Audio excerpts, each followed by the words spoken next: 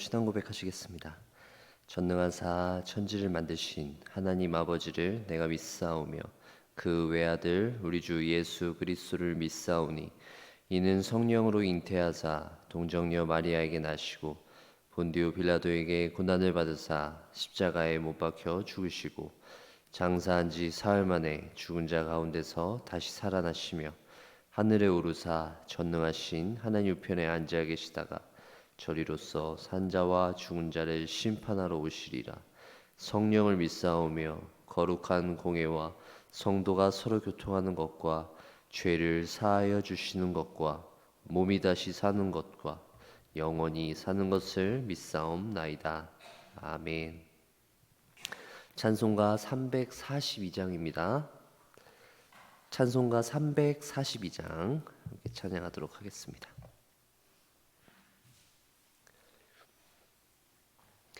너 시험을 당해 죄 짓지 말고 너 용기를 다해 곧 물리치라.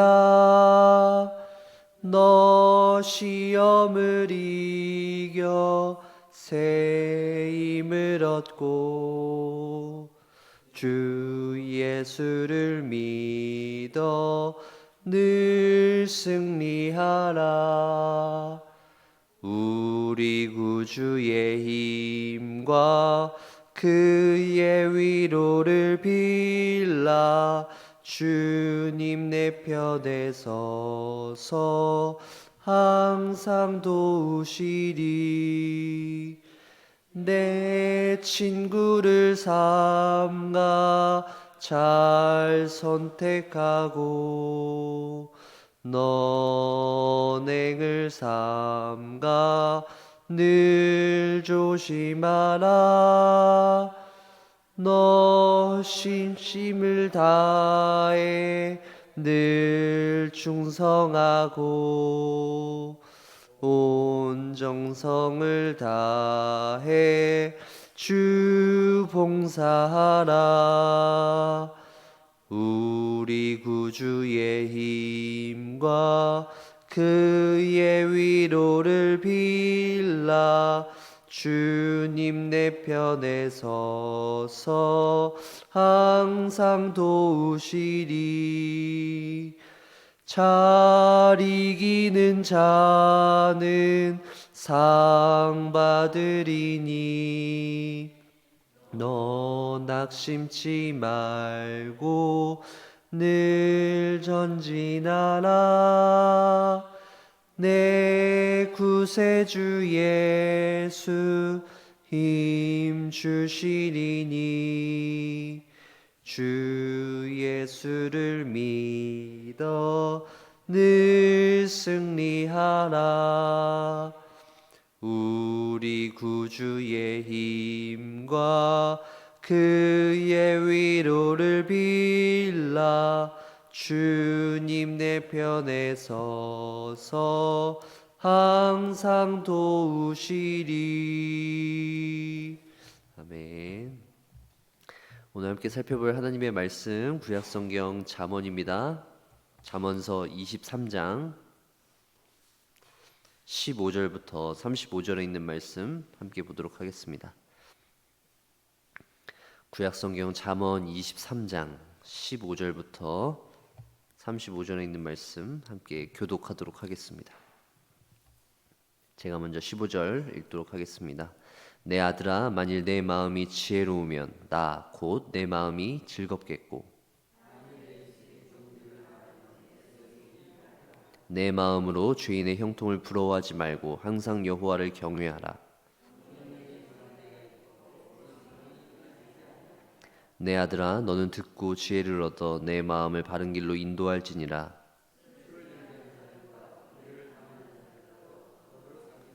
술 취하고 음식을 탐하는 자는 가난하여질 것이요 잠자기를 즐겨하는 자는 헤어진 옷을 입을 것임이니라.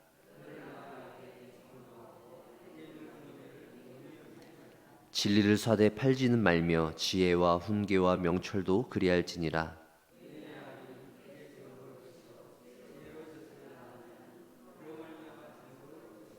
내 부모를 즐겁게 하며 너를 낳은 어미를 기쁘게 하라.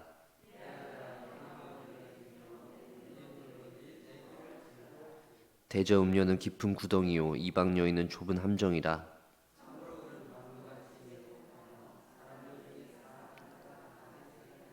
재앙이 네게 있느뇨 근심이 네게 있느뇨 분쟁이 네게 있느뇨 원망이 네게 있느뇨 까닭 없는 상처가 네게 있느뇨 붉은 눈이 네게 있느뇨.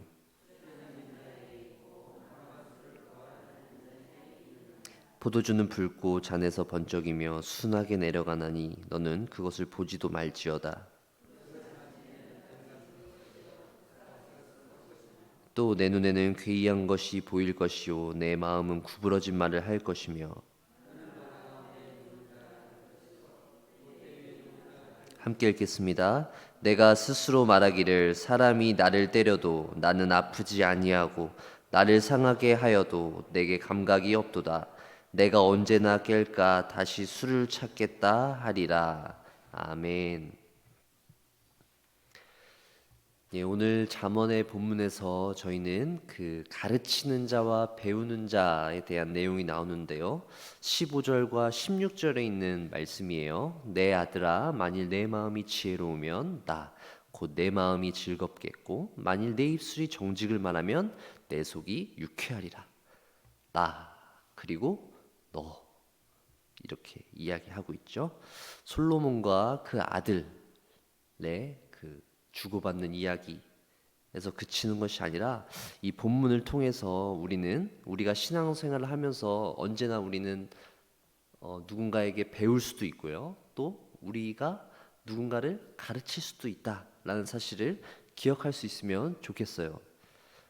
꼭 선생과 제자가 아니더라도 우리는 신앙생활과 또 우리의 삶 속에서 세상 사람들과의 그런 만남들을 통해서 누군가에게 교훈을 줄 수도 있고 그들에게 가르침을 베풀 수도 있고 우리가 가르침을 받을 때도 있다라는 것입니다.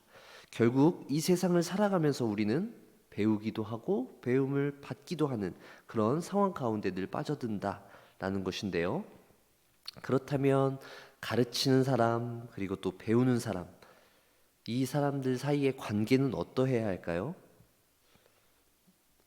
상하 관계, 주종 관계, 친구 관계, 부모 자녀 사이에서도 우리는 서로 이렇게 가르치고 배우는 일들이 일어나는 것을 볼 수 있는데요. 결국에는 그런 관계들을 통해서 우리는 서로 배움을 통해서 성장할 수 있는 관계가 되어야 합니다. 배우는 사람은 자신이 받은 그 가르침을 통해서 더욱더 자신의 어떤 모습이 성장되어지는 모습을 보여주면 참 좋을 것 같고요. 그리고 가르치는 사람은 그 사람이 성장하는 모습을 통해서 또 기쁨을 누리기도 하고 결국 서로가 기쁨을 누리는 서로와의 관계를 통해서 더욱더 은혜를 나누는 그런 관계가 되는 것이 배우는 자와 또 가르치는 자 사이에서 그런 관계들로 발전하면 좋겠죠. 믿음에 있어서도 마찬가지입니다. 우리의 믿음이 성숙되고 성장할 수 있도록 우리 서로는 서로 끊임없이 가르치고 배우고 있어요.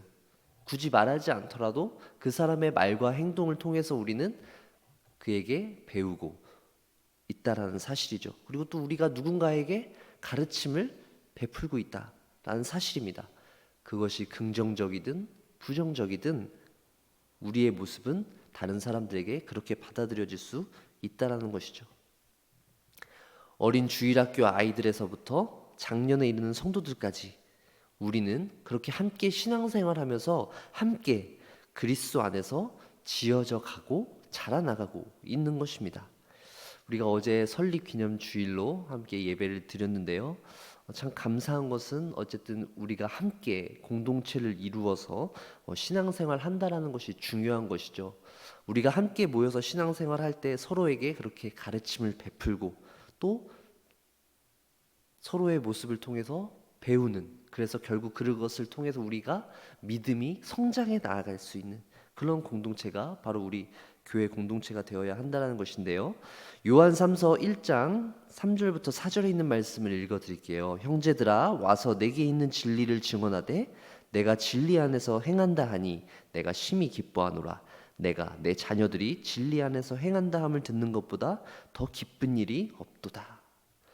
우리는 우리 서로가 예수 그리스도의 그 진리 안에서 서로 행한다라고 하는 그런 말을 들을 때, 그리고 저 사람이 진리 가운데에서 정말 충만하게 행할 때 우리는 그 모습을 보고 참 기쁨이 넘칠 수 있습니다. 아무쪼록 우리 사랑하는 멸류관교회 성도 여러분, 저와 여러분 모든 성도들이 함께 신앙생활을 할 때 서로의 모습을 통해서 더욱더 그런 기쁨이 넘치길 바랍니다. 여러분들의 모습을 통해서 여러분들이 진리 가운데 거하며 그리고 성도들을 서로 세우는 그런 모습들을 통해서 우리가 더욱더 아름답게 그리스도의 몸을 세워가는 저와 여러분들 되어주길 소망합니다. 그래서 여러분들의 삶 가운데 그렇게 기쁨이 넘치고 주님께서 주시는 그 사랑과 능력이 넘쳐나는 시간들 되길 바랍니다. 무엇보다도 우리가 계속해서 이 잠언서 말씀을 살펴보면서 기억해야 될 그 주제를 다시 한번 생각해 보길 원하는데요. 17절에 있는 말씀입니다. 내 마음으로 죄인의 형통을 부러워하지 말고 항상 여호와를 경외하라. 잠언서에서 가장 중요한 주제예요. 항상 여호와를 경외하라. 잠언이 말하고 있는 가장 중요한 주제가 바로 여호와를 경외하라는 것입니다. 어떻게 우리가 여호와를 경외할 수 있을까에 대해서 솔로몬은 계속 이야기하고 있는 것이에요. 마찬가지로 오늘 17절에서도 솔로몬은 이야기하고 있습니다. 항상 여호와를 경외하라고요. 하지만 그 앞에 부분 보면 어떤 내용이 있나요? 죄인의 형통을 부러워하지 말고 라고 되어 있어요. 우리가 하나님을 경외하는 데 있어서 가장 큰 어려움이 무엇이냐면 죄인들의 형통하는 모습을 봐야 한다는 것입니다. 우리가 여호와를 경외하는 것은 그냥 여호와를 경외하면 된다라는 것이 아니라 항상 우리들 눈앞에 벌어지고 있는 어떤 죄인들이 형통하고 있는 그런 모습들을 바라보면서 하나님을 경외해야 한다라는 사실이에요. 죄인들이 형통하는 모습을 보는 것은 하나님을 경외하는 데 있어서 너무나 어려운 일입니다. 그들의 형통이 너무나 부럽기 때문이다라는 것이죠. 그래서 솔로몬은 이야기하고 있어요. 그들이 형통해야 하는 것을 부러워하지 말라라는 것입니다. 그들이 누리고 있는 명예와 권력, 사회적인 지위들을 부러워하지 말라는 것이죠. 죄인들이기 때문에 그런 것들을 누리는 것은 잘못된 것이야 라고 그들에게 손가락질하지만 사실은 우리 마음속 깊은 곳에서 보면 나도 저런 걸 좀 가졌으면 좋겠는데 라고 하는 마음이 있진 않은가요? 죄인들이 형통하는 모습, 하나님을 경외하지 않는 사람들이 누리고 있는 그런 형통의 모습들을 보면서 우리는 여전히 그들을 부러워하고 있는 것이죠. 그들을 향한 그런 부러움들은 우리가 하나님을 경외하는 데 커다란 방해가 된다라는 사실입니다. 죄인들은 악을 지으면서도 벌을 받기는커녕 형통함을 누립니다. 성적인 음란함과 술 취함과 방탕함을 누리면서도 여전히 세상에서 형통함을 누린다는 것이죠. 그들은 가난해져야 합니다. 그들은 사회적으로 명예를 가져서는 안 돼요. 그들은 죄인임에도 불구하고 그들이 누리고 있는 수많은 부와 권력들은 그들에게 허락되어서는 안 되는 것처럼 여겨집니다. 뭔가 이상한 것처럼 여겨져요. 아무리 세상이 악하더라도 이건 아니다 라고 싶은 생각이 듭니다. 21절에 있는 말씀을 계속해서 보세요. 술 취하고 음식을 탐하는 자는 가난하여질 것이요 잠자기를 즐겨하는 자는 헤어진 옷을 입을 것임이니라. 맞습니다. 술 취하고 음식을 탐하는 자는 가난해져야 됩니다. 잠자기를 즐겨하는 자, 게으른 자는 헤어진 옷을 입어야 합니다. 이 말씀대로 이루어져야 되죠. 하지만 세상은 그렇지 않습니다. 술 취하고 음식을 탐하는 자들은 가난해지기는커녕 더욱더 많은 부를 누리고 있고, 잠자기를 즐겨하는 자는 헤어진 옷을 입는 것이 아니라 너무나 부유한 옷들, 삐까번쩍한 옷을 입으면서 살고 있다는 것이죠. 이것이 바로 우리가 살고 있는 현실에 대한 모습 아닙니까? 결국 우리는 이런 우리의 현실 속에서 살면서도 하나님 경외하는 것을 배워야 한다는 사실입니다. 우리가 하나님을 경외한다라는 것은 우리의 삶 속에서 정말 신앙생활을 잘하는 사람들의 모습을 보며 교회 안에서 우리의 신앙의 울타리 안에서만 하나님을 경외해야 하는 것이 아니라 우리가 살고 있는 현실 속에서 하나님을 전혀 경외하지 않는 악한 사람들과 함께 살아가며 그들의 그 악한 모습을 보며 그 가운데에서도 우리는 하나님을 경외할 수 있어야 한다는 것입니다. 그들의 악한 모습을 보며 악인들의 형통을 보며 그 형통은 일시적인 것이다, 영원하지 않은 것이다 라는 것을 분명히 깨닫고 우리는 영원한 것, 오직 하나님과 그의 말씀에만 집중하면서 살아갈 수 있는 저와 여러분들이 되어져야 한다는 것입니다. 우리의 눈에는 비록 그 악인들이 형통하는 것처럼 보이나 그들이 이 세상에서 너무나 형통하는 것을 누리는 것처럼 보이지만 사실은 그들의 형통은 영원하지 않다라는 것을 우리는 기억해야 됩니다. 그래서 결국 우리는 실망하거나 낙심할 필요가 없다라는 것이죠. 하나님을 경외하는 사람들은 이 세상에서의 그 문화들을 보고 그것들을 부러워하며 그것들을 따라가서는 안 됩니다. 우리는 세상의 문화와는 다른 하나님 나라의 문화, 하나님 나라의 방식을 가지고 살아가야 하는 사람들입니다. 그것이 바로 무엇입니까? 바로 하나님을 경외하는 것이. 하나님이 주시는 지혜로 이 세상의 지혜를 부끄럽게 하는 것, 그것이 바로 우리의 사명이며 우리의 삶의 방식이 되어야 하는 것입니다. 구체적으로 우리가 하나님을 경외하며 이 세상에서의 사람들과는 다른 모습을 보여줘야 하는 부분들이 있는데 그것이 무엇이냐면 오늘 본문에서는 한 가지를 구체적으로 이야기하고 있어요. 바로 세상의 죄와 그 유혹, 그 미혹에 있어서 엄격하게 대해야 한다는 것입니다. 26절과 23절에 나타나 있는데요. 내 아들의 내 마음을 내게 주며 내 눈으로 내 길을 즐거워할지어다. 그리고 31절입니다. 포도주는 붉고 잔에서 번쩍이며 순하게 내려가나니 너는 그것을 보지도 말지어다.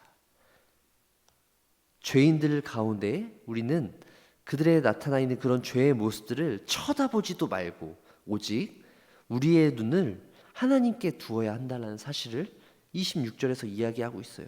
우리의 눈과 귀가 세상을 향하는 것이 아니라 오직 하나님 나라를 향해서 우리의 모든 관심이 향해져 있어야 한다는 것입니다. 사랑하는 성도 여러분, 우리는 이렇게 우리의 눈과 귀가 세상을 향하는 것이 아니라 오직 하나님만을 바라봐야 한다는 것이에요. 자꾸 우리의 고개가 하나님 나라가 아니라 세상으로 향해서 자꾸 돌아가려고 하는데 그것이 아니라 오직 하나님만을 바라봐야 한다는 것이죠. 죄와 대항에서도 싸울 때 우리는 이렇게 하나님 나라의 지혜를 얻을 수 있다는 것입니다. 그것을 쳐다보지도 말아야 한다는 것이죠. 죄에 있어서는 철저히 우리가 이렇게 싸워야 한다는 것입니다. 하나님의 지혜를 구하는 과정이 바로 이렇다는 것이죠. 죄를 가까이 하지 말아야 되며 죄와 멀리하기 위해서 우리가 끊임없이 그 죄와 싸움을 싸워 나가야 한다는 것입니다. 이렇게 하나님의 은혜는 우리에게 값없이 주어지는 것이 아닙니다. 우리가 끊임없이 그 하나님의 능력을 구할 때, 죄와 싸우기를 노력할 때 하나님께서 우리에게 이런 은혜들을 주십니다. 하나님께서 주신 은혜를 갈망하고 또 그런 은혜들을 얻기 위해서, 지혜를 얻기 위해서 우리에게 노력할 때 하나님께서 그 사람의 모습을 보고 기뻐하시면서 은혜와 지혜를 가득 부어주십니다. 날마다 우리가 죄와 싸워 이기며 그 죄와 분투하며 싸워 나아갈 때 하나님께서는 그 죄와 싸워 나아갈 수 있는 힘과 능력을 주십니다. 그리고 지혜를 가득 부어주실 것입니다. 그리고 한 가지 더요. 우리가 23절에 있는 말씀을 좀 함께 읽겠습니다. 23절입니다. 진리를 사되 팔지는 말며 지혜와 훈계와 명철도 그리할지니라. 진리를 대할 때 우리는 그 진리를 사되 팔지는 말며라고 이야기하고 있어요. 우리가 진리를 필요로 할 때는 진리를 사기 위해서 온갖 노력을 다합니다. 우리의 모든 노력을 다해서 진리를 사기 위해서 노력하죠. 하지만 또 필요 없어질 때는 진리를 가볍게 팔아버립니다. 이것은 너무나 우리가 진리를 가볍게 대하지 말라는 것이죠.